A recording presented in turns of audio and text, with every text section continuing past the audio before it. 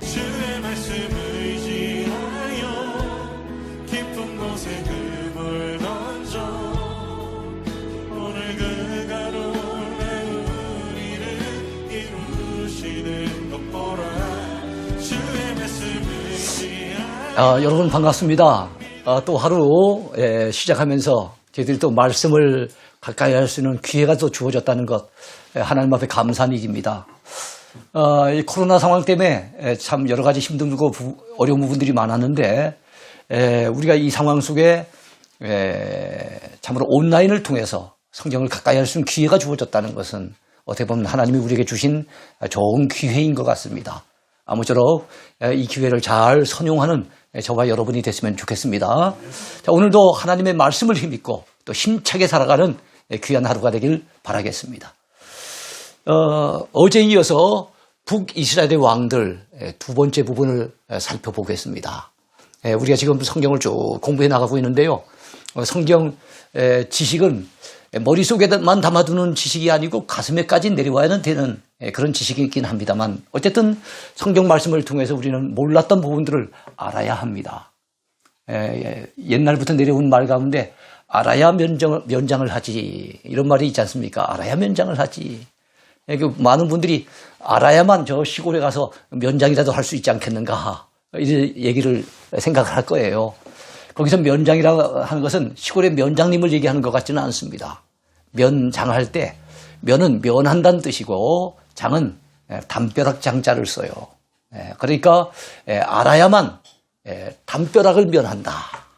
알아야만 우리 앞에 눈앞에 장벽이 없도록 그것을 면할 수가 있다, 이런 뜻입니다. 그러니까 우리가 모르면은 우리 앞에 뭔가 장벽이 탁 쳐져 있는 것처럼 깜깜하고 답답할 터인데, 뭔가 깨우치고 알게 되면은 그런 담벼락들이 사라져 버리니까 말 그대로 면장을 하게 되는 거죠. 우리 모두 알아서 면장을 해야 될 줄로 믿습니다. 자, 10번째 왕 예후를 어제 이미 살펴봤어요. 다시 한 번만 복습하도록 합시다. 북이스라엘의 제10대 왕은 예후인데요. 예후로부터 예후 왕조가 시작이 됩니다. 이 사람의 왕조는 다섯 왕이 이어져 내려가기 때문에 굉장히 길게 북이스라엘 가운데는 가장 오랜 기간 동안 내려간 왕조라고 보시면 되겠습니다. 반란을 일으켜 아합의 집안을 완전히 몰살시켜 버렸어요. 그래서 오므리 왕가를 끝장낸 사람이 바로 이 예후입니다. 그래서 그 당시에 이세벨도 이 사람에 의해서 죽었고, 북쪽의 여호람 왕도, 남유다의 아하시아 왕도, 그리고 북쪽에 있었던 아합의 왕자 70여 명도 다 모조리 이 아합에 의해서 숙청을 당하게 됩니다. 자, 사마리아에서 28년을 다스렸으니까 상당히 오랫동안 다스렸죠. 그의 왕조는 5대까지 내려가는 가장 긴 왕조를 자랑합니다. 자, 그래서 예후, 그 다음에 여호아하스, 그 다음에 요아스, 여로보암 2세, 스가랴까지 내려갑니다. 여로보암 1세의 아들이 여로보암 2세는 아니라는 거, 이거 여러분 구분을 하셔야 됩니다. 여로보암 1세는 여로보암 왕조를 일으킨 사람이고, 북이스라엘을 창건한 사람입니다. 여로보암 2세는 예후 왕가의 네 번째 왕입니다. 말을 미치도록 몰았던 스피드 왕이었던 사람, 누구라고요? 바로 예후라고 하는 왕이에요. 그런 어떻게 보면 그가 세운 가장 큰 공헌이 있다고 한다면 북쪽에서 많은 우상을 타파하고 혁파했다는 것입니다. 바알 신전을 부숩니다. 또 아세라 신전을 부숩니다. 그렇게 잘했는데 다만 그 죄에서는 떠나지 못했어요. 금송아지를 우상으로 섬기는 그 죄, 그건 누구의 죄라고 얘기합니까? 여로보암의 죄로부터는 떠나지 못했어요. 그것이 떠났다고 한다면 참 예후라고 하는 인물은 북이스라엘 왕들 중에는 유일하게 아주 선한 왕으로 남아있을 수도 있지 않았겠나, 그런 아쉬움이 있습니다. 자, 이번엔 제11대 왕 여호아하스입니다. 예후의 아들로서 예후의 뒤를 이어 왕이 되어서 17년간 통치를 합니다. 여로보암의 길에서는 떠나지 아니했다는, 참 역시 그 아버지처럼 이런 아쉬움을 남깁니다. 제12대 왕은 요아스 왕인데요. 요아스 왕. 자, 여호아하스의 뒤를 이어 왕이 되어 16년간 통치를 합니다.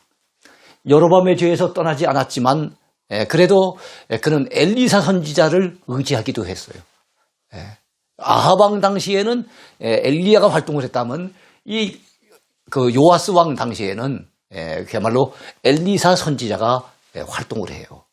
그래서 이 엘리사 선지자가 세상을 떠나게 될 때 이 요아스 왕은 너무나도 안타까워하죠.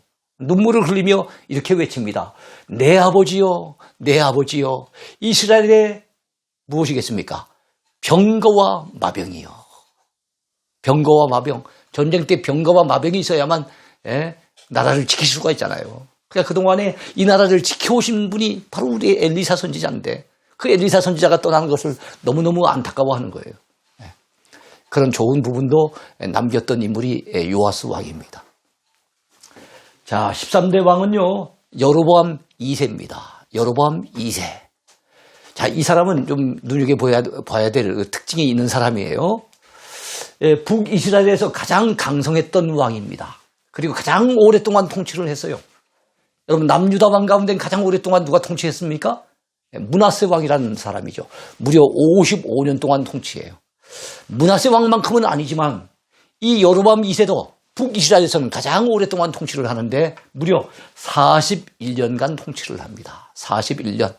그러니까 사울 왕이나 다윗 왕이나 솔로몬 왕이 40년 통치했는데 그보다 1년을 더 통치한 사람이 바로 여로보암 2세입니다. 그 시대에 나라의 판도가 가장 많이 넓혀졌어요. 여러분, 북이스라엘 가운데 가장 땅덩어리가 넓게 됐던 우리로 치면 고구려 시대 그 광개토 대왕 같은 여기에 해당되는 인물이 여로보암 2세예요. 그러니까 인간적인 면으로 봤을 때는 또는 정치적이거나 또는 군사적으로 경제적으로 봤을 때는 여로보암 2세는 훌륭한 인물이에요. 성공한 왕이라 볼 수 있어요. 다만 영적인 측면에서 종교적인 측면에서는 여전히 그런 우상숭배에서 벗어나지 못했어요. 그가 만약에 우상숭배에서 벗어나서 하나님을 찾는 믿음의 사람이었다고 한다면 바로 이 사람 역시도 북이스라엘에서 가장 위대한 왕으로 발자취를 남길 수 있었을 겁니다. 자, 땅덩어리가 넓어졌을 뿐만 아니라 경제적으로도 부강합니다. 여러분 생각해 보세요. 땅덩어리가 넓어졌지요? 경제적으로 부강하지요? 군사적으로도 막강하지요? 그러면 자연적으로 마음속에 찾아오는 게 뭐가 되겠습니까? 교만이잖아요, 교만. 우리는 원불교 신자가 되면 안 된다 그랬잖아요.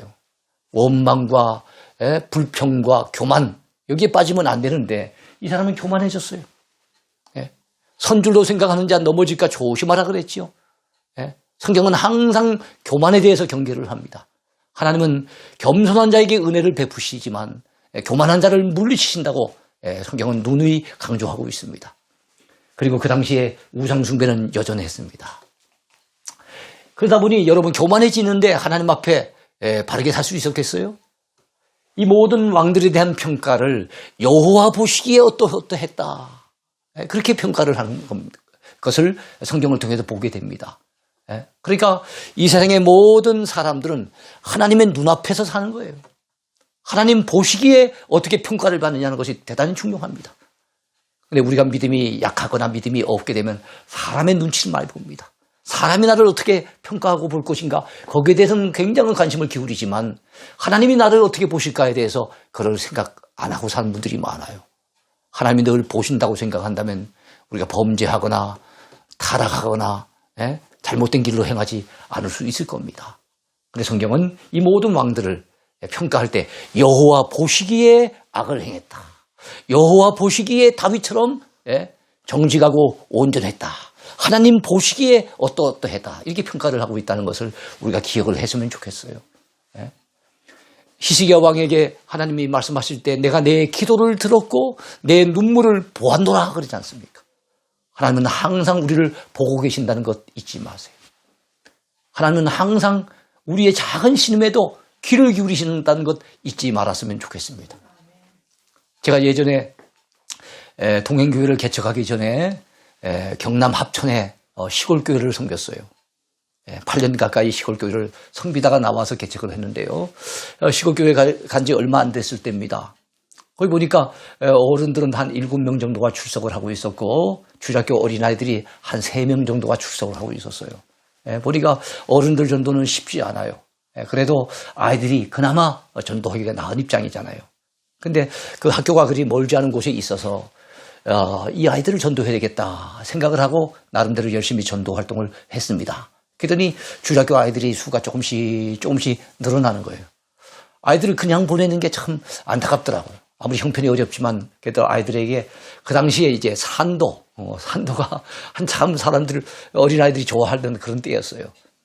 산도라도 하나씩 손에 쥐어 보내는 게 좋겠다 싶어서 산도를 샀습니다.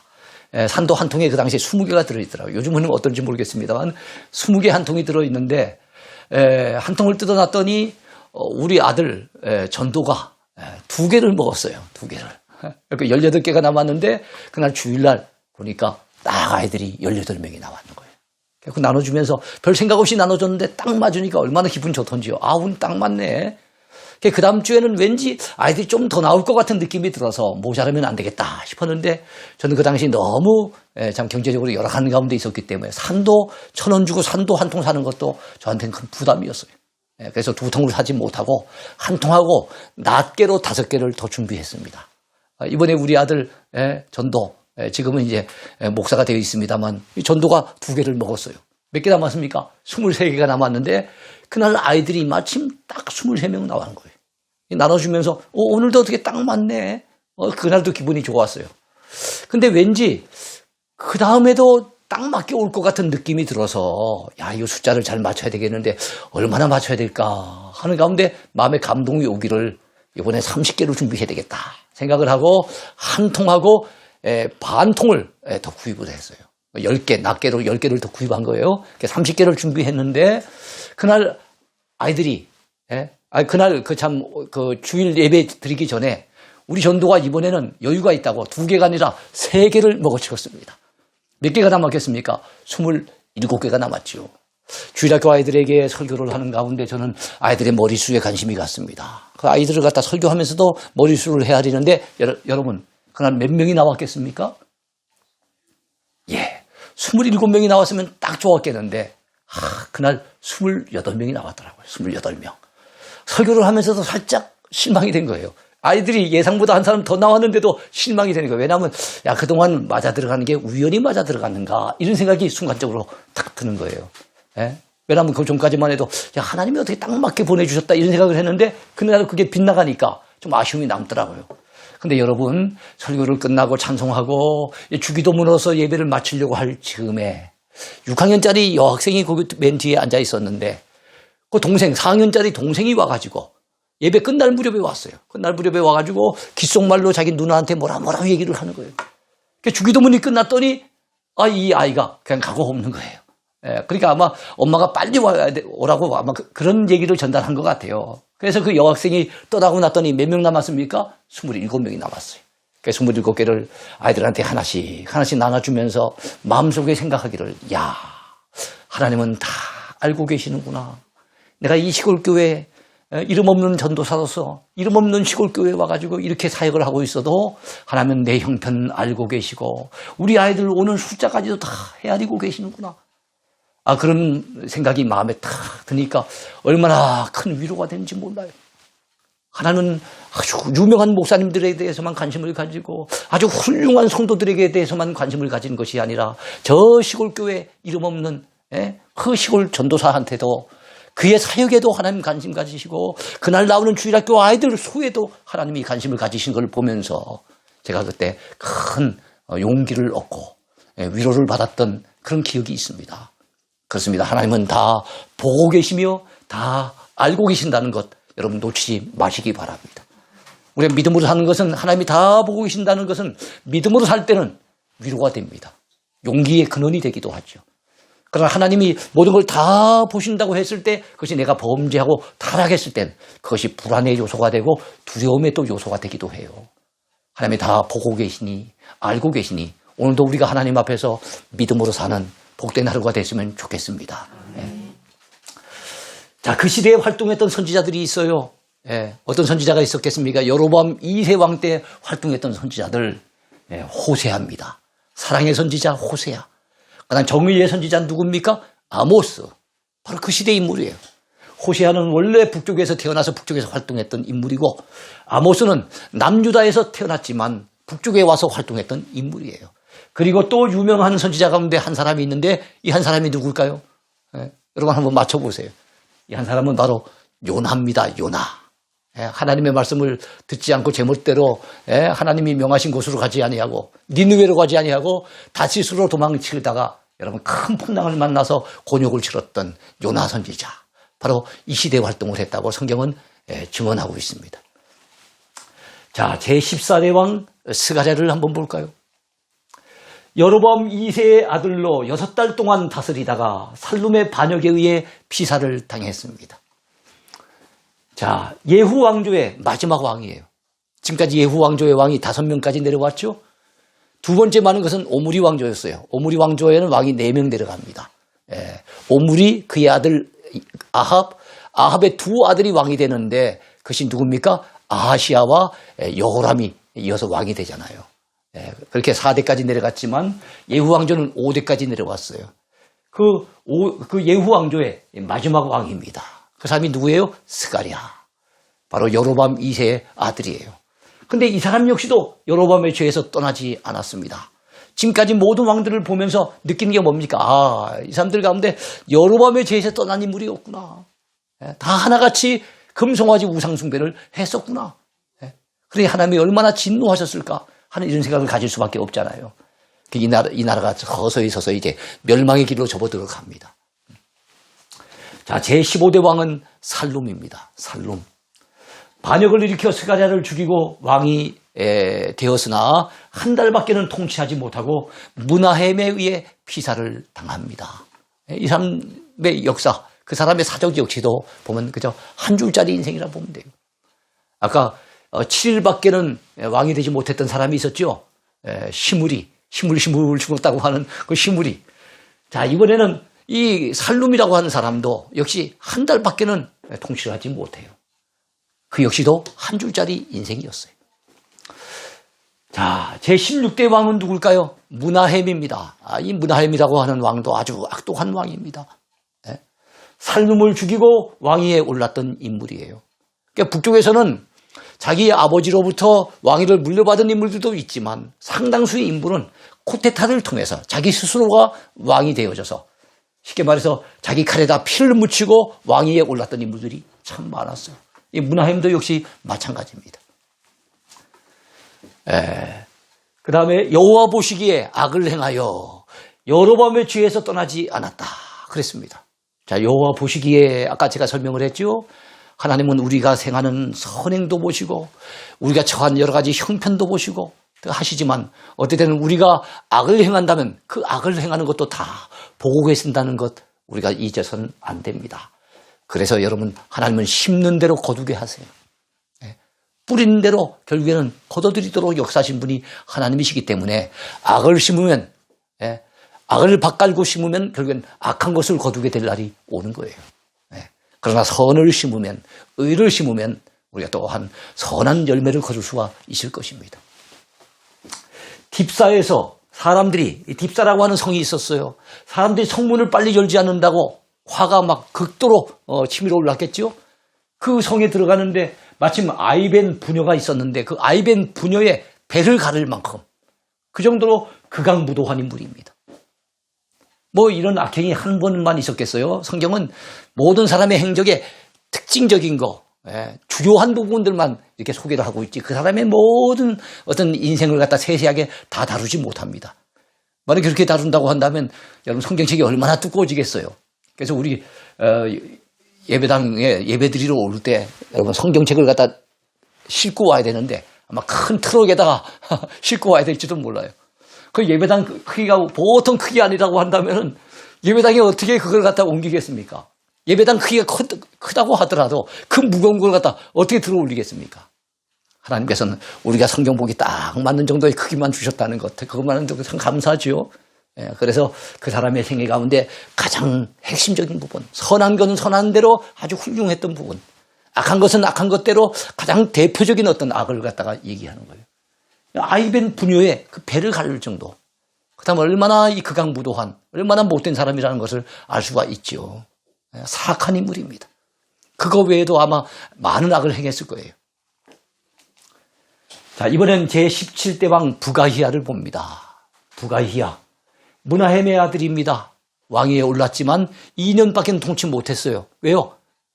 쿠데타가 일어났으니까. 결국에는 그 역시도 피해 숙청을 당하는 칼의 희생양이 되고 마는 거예요. 누가 반역을 일으켰겠습니까? 베가라고 하는 인물이 칼로 베어버린 거예요. 베가라는 인물이 반역을 일으켰어요.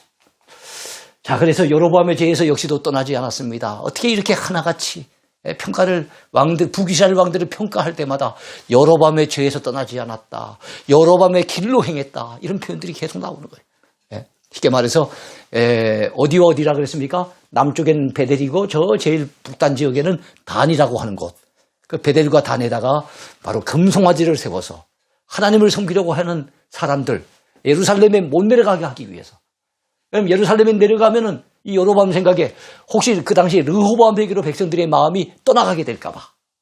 그래서 여러분 동독에서 서독으로 갔다 못 넘어가도록 그 당시 베들린 장벽을 쳤던 것처럼 여로보암 역시도 남쪽으로 내려가지 못하도록 장벽을 쳐놓고 그 종교적인 욕구 때문에 시달리고 있는 백성들에게 대신 여호와 신앙이 아닌 금송아지를 섬기는 신앙 쪽으로 갖다 유도를 해버린 거예요. 처음엔 반발을 많이 했겠죠. 그런데 세월이 흘러가면서 서서히 백성들이 그 여로보암의 잘못된 종교 정책에 그만 스며들고 만 거예요. 미혹을 당하고 만 겁니다. 안타깝죠. 그러니까 이 사람은 여로보암은 자기도 죄를 지었지만 자기 후대 왕들도 죄짓도 만들고 온 백성들, 이스라엘의 온 백성들도 죄짓도록 만들었던 사람. 이 사람이 여로보암입니다. 제18대 왕은 누굽니까? 베가입니다. 베가. 자, 부가히야를 죽이고 왕위에 올라서 20년 동안 통치하다가 누구의 반역으로 피살을 당합니까? 누구의 반역입니까? 호세아. 이 부가히야가 18대 왕이잖아요. 그래서 그 다음 왕이 된 사람인데 이 사람이 이제 마지막 왕이 되거든요. 그 사람이 바로 호세아예요. 호세아에 의해서 피살을 당해요. 그럼 여기서 조금 전에 제가 호세아 얘기를 한 적이 있었어요. 사랑의 선지자 호세아, 정의의 선지자 아모스, 그 다음에 요나, 여로보암 2세 당시에 활동했던 선지자라고 소개를 했었죠. 좀 전에. 바로 그 선지자의 이름 중에도 호세아가 있지만 북이스라엘의 마지막 왕 이름도 호세아입니다. 그래서 성경에는 동명이인, 동명삼인, 심지어는 동명오인, 동명칠인 많이 있습니다. 그것을 갖다가 우리가 뭐 다 구분할 수는 없지만 중요한 인물들은 구분을 할 줄 알아야 됩니다. 여로보암의 죄에서 그 역시도 떠나지 않았어요. 부가히야에 대해서 얘기를 하는 겁니다. 자, 드디어 이제 마지막 왕이 나옵니다. 제19대 왕 호세아. 그래서 호세아 선지자는 사랑의 선지자로서 참 하나님 앞에 신실하게 쓰임받았던 귀한 믿음의 일꾼이었지만 제19대 왕 호세아, 이 사람은 아주 악한 왕이었고 바로 이 사람 때 북이스라엘 나라가 완전히 무너집니다. 사마리아 성이 무너져 버리고 북이스라엘이 멸망을 당해요. 어느 나라에 의해서요? 아수르에 의해서. 좀 이따 공부하겠습니다. 자, 북이스라엘의 마지막 왕이라고 나왔습니다. 우리 백제 의자왕 같이 북이스라엘의 마지막 왕이에요. 자, 반역을 일으켜 베가를 죽이고 왕위에 올라서 9년 동안 다스렸어요. 칼부림을 통해서 자기가 왕권을 잡았지만 9년만 다스리고는 결국에는 나라가 망하는 비운을 맛보게 된 사람, 그 사람이 바로 호세아 왕입니다. 그 역시도 여로보암의 죄에서 떠나지 않았어요. 다행히 이 이스라엘의 후기에 가면은 아합 그 가문에서 섬겼던 이 바알 신앙, 그 다음에 아세라 신앙, 이런 부분들은 예후가 워낙 그냥 다 뿌리를 뽑아놨기 때문에 그런 부분은 좀 덜한데 여로보암의 죄에서는 떠나지 않는 거예요. 금송아지 섬기는 우상 숭배에서는 벗어나지 못하는 겁니다. 애굽왕 누구를 의지했습니까? 이 사람 이름 뭘까요? 한자입니다. 한자. 애굽왕 소를 의지했어요. 자, 아수르와 여러분 애굽이 서로 막 권력을 갖다가 그 다툼에서 쟁패를 벌이고 있을 때 그야말로 그 아수르 편에 선 것이 아니라 애굽왕 소를 의지하다가 달리 말하면 아수르를 배반함으로 말미암아 아수르의 미움을 사서 결국엔 나라가 망하게 되는 거예요. 그 당시에 그가 의지했던 애굽 왕 이름이 소입니다. 소. 그 소가 타고 다니던 차가 있었죠. 소나타라고 여러분 아실는지 모르겠는데, 예. 자, BC 몇 년에 망할까요? 722년의 역사입니다. BC 722년에 아수르 왕 살마네셀이 침공해 왔을 때 사마리아 성이 함락되고 나라가 망하는 비운을 맛보게 됩니다. 자, 나라가 망했으니까. 예? 그것도 왕으로 있다가 일반 백성들도 나라가 망하면 얼마나 많은 고통을 겪게 될 텐데, 예.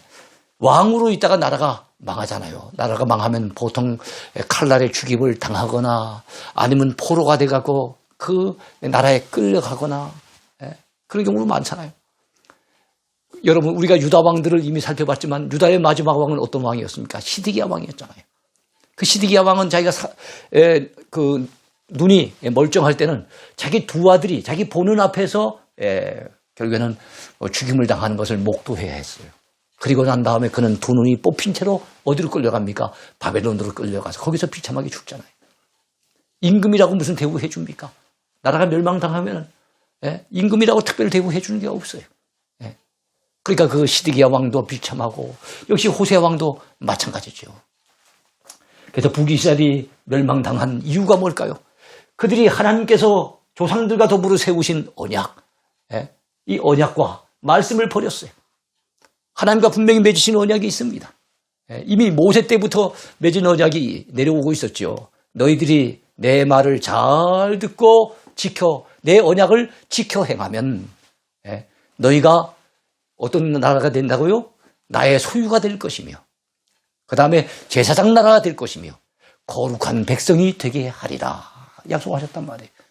즉 하나님만을 섬기고 하나님께 대한 믿음을 지켜나갈 때, 하나님과 맺은 그 언약을 지켜나갈 때, 그분의 말씀을 순종해 나갈 때 남유다도 그렇고 북이스라엘도 그렇고 그렇게 정말 여러분 그 나라가 오랫동안 갈 수가 있는 판인데, 북이스라엘이 멸망당한 것 역시도 하나님과의 언약을 어겨버리고 말씀을 버렸기 때문이에요.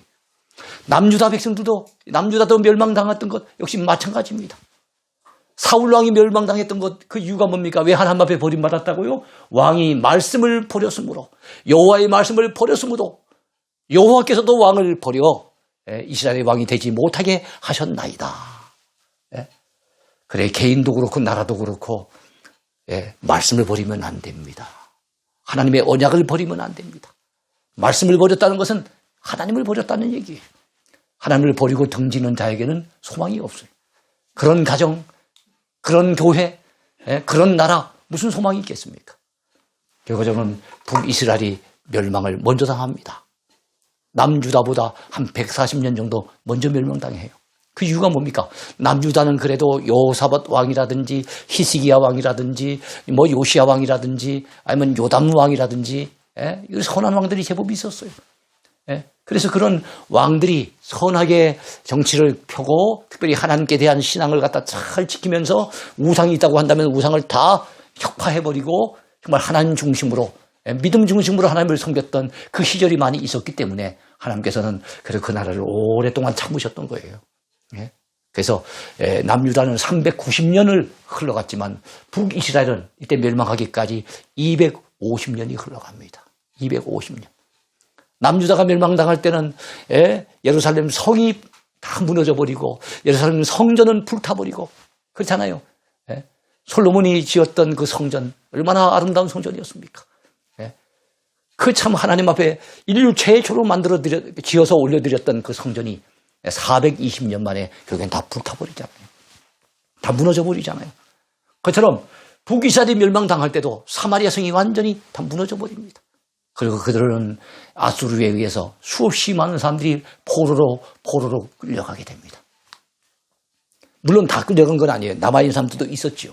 그럼 많은 사람들이 포로로 끌려갔는데 남유다의 포로들은 70년 만에 돌아왔지만, 또 70년 그 이후에 많은 사람들이 돌아왔지만 북이스라엘의 포로들은 돌아오지 못합니다. 돌아올 수 없는 다리를 건넌 셈이에요. 그리고 남아있었던 이스라엘 백성들 가운데는 그 빈 공토에 누가 왔습니까? 아수르의 정책에 의해서 아람을 비롯한 많은 타민족, 이방민족들이 강제 이주에 의해서 옮겨오게 됩니다.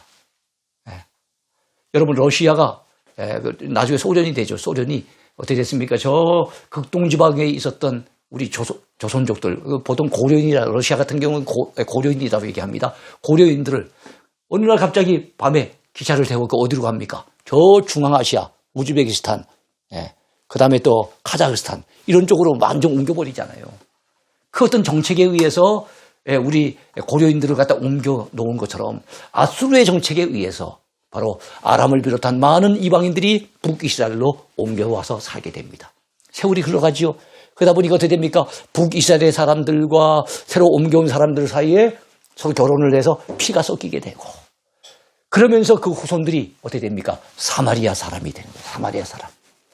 예수님 당시가 되어지면은 유대인들은 이 사마리아인들을 얼마나 경멸합니까? 얼마나 무시합니까? 그 사마리아인들이 그렇게 된 거예요. 나라가 멸망하니까 나중에 그 후손들도 여러분 취급을 받지 못하고 참으로 멸시를 당하고 냉대를 당하는 그런 삶이 되는 거예요. 여러분 기억하시기 바라요. 그래서 남유다나 북이스라엘이나 그들의 조상을 따라 올라가면 그들은 히브리인입니다. 히브리인. 최초의 히브리인이 누구라 그랬어요? 아브라함이라 그랬죠. 물 건너온 사람. 유프라테스 강을 건너와서 가나안 땅에 거하게 돼서 이 가나안 땅 사람들이 그를 히브리 사람이라 일컬었어요. 그래서 그들은 히브리인이라고 이렇게 내려오게 되어졌고, 그들이 사용하는 언어가 히브리어입니다. 그러니까 내려오다가 이제 남과 북이 갈리죠. 남쪽은 유다, 북쪽은 이스라엘이라는 이름을 가지게 돼요. 자, 그리고 그 북이스라엘 사람들은 조금 전에 말씀드렸지만 그 후손들이 나중에 사마리아인이라고 하는 그런 냉대받는 이름으로 갖다 일컬어지게 되고, 남유다에 있었던 사람들은 어떻게 됩니까? 저기죠. 바벨론으로 끌려갔다가 결국엔 돌아오죠. 그들은 피가 섞이지 않았고 그들은 또 하나님께 대한 신앙을 지켜냈어요. 그래서 그들은 사마리아 사람들을 이렇게 좀 구분하면서 자기들은 유대인이라고. 그래서 유다인 또는 유대인 또는 유텐이라고 하는 말이 그렇게 생긴 거예요. 원래는 이 사람들은 다 히브리 민족인 거예요. 그런데 히브리 민족이 나중에 둘로 갈라지면 한쪽은 사마리아인, 한쪽은 유대인이 되는 겁니다. 그래서 요즘 우리가 이스라엘 백성들을 얘기할 때 유대인이다, 유대인의 교육 방식 이런 걸 얘기 많이 하지 않습니까? 그런데 바로 유대인이란 말은 그런 데서 왔다. 그래서 유대인이라고 하는 말은 사마리아인이라고 하는 말과 서로 이게 대비되는, 비교가 되는 그런 말이에요. 그걸 더 거슬러 올라가면 그들은 한민족, 히브리 사람이었다는 것. 이걸 여러분 기억하셨으면 좋겠어요. 어쨌든 나라가 망하면 안타깝죠. 우리나라 대한민국 주님 오시는 날까지 영원했으면 좋겠습니다. 자, 오늘 강의 여기까지입니다.